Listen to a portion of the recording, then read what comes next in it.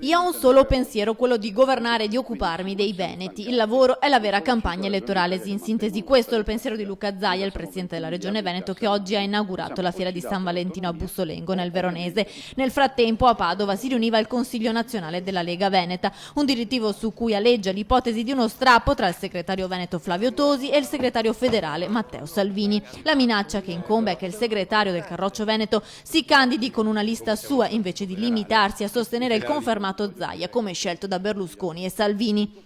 Difficilmente il sindaco di Verona cederà dunque all'asse di ferro Salvini-Zaia e la domanda oggi più ricorrente agli esponenti del Carroccio che arrivano nella sede di Noventa Padovana era chi dovesse decidere il nome del candidato alle regionali. Il lombardo Salvini o il segretario nazionale Stivale e Conte si appellano allo statuto secondo il quale a scegliere è proprio il Consiglio nazionale, ovvero quello riunito oggi a Padova.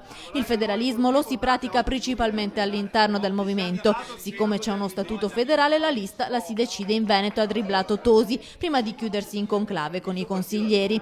Dall'altro lato Luca Zaia ha ribadito che non esiste campagna elettorale senza il segretario veneto Tosi, non c'è nessuna battaglia, c'è un confronto sereno e come accade sempre si troverà la soluzione, puntualizza Zaia, in attesa dell'incontro di lunedì previsto a Vicenza che riunirà il governatore con Salvini e il rivale Tosi.